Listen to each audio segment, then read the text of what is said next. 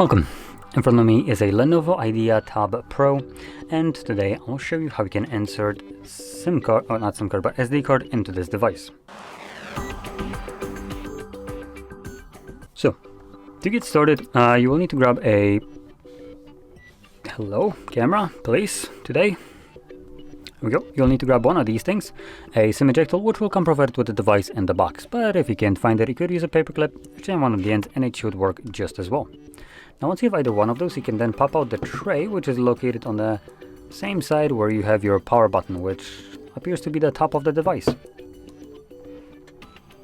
Right, grabbing your little tool, you want to push it in here.